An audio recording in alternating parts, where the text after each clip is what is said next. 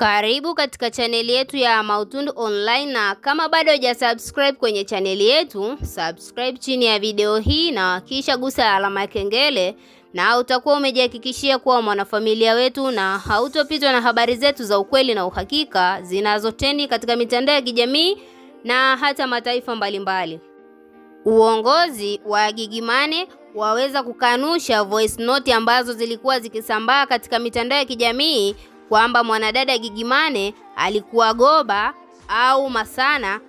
na uongozi huu umeweza kukanusha vizuri kwa sababu wanadai kwamba wengi wamesema kwamba Gigy Money kabla ya kuugua alikuwa katika club moja huko Goba, na ndio maana hilo tukio mpaka lije kumkuta aliweza kupigana na kufanya fujo katika hiyo party aliweza kwenda na marafiki zake. Ila mwanadada Maimartha ameweza kufunguka na kuweka wazi ni nini chanzo cha Gigy Money kuumwa na kulazwa, na anadai kwamba yeye kama Maimartha ameweza kumfuata alipo hospitalini na kumhoji baadhi ya maswali, na baadaye ameweza kufunguka kwamba aliweza kwenda katika hiyo party na kufanya fujo kama kawaida yake, na ndio maana akaweza kuumizwa vikali na watu ambao walikuwa hawamtakii mazuri, na baadaye kupelekea yeye kuugua na kupelekwa hospitalini. Kwa sasa hivi hali ya Gigy Money bado haijaweza kuimarika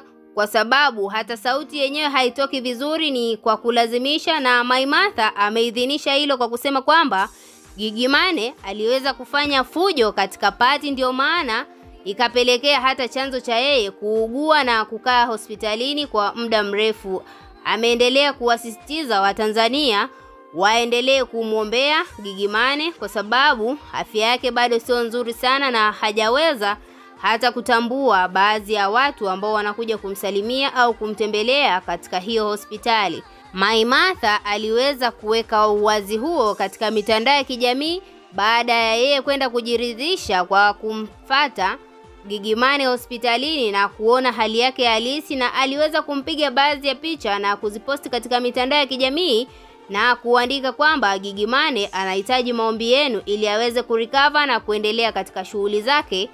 mbalimbali. Wewe kama shabiki una lipi la kumwambia Gigy Money, kwa sababu ni moja kati ya watu famous ambao wanafuatiliwa katika mitandao ya kijamii na ni watu ambao wanakuwa na motivation nzuri katika kuwa inspire watu wengine wasiweze kukata tamaa katika maisha.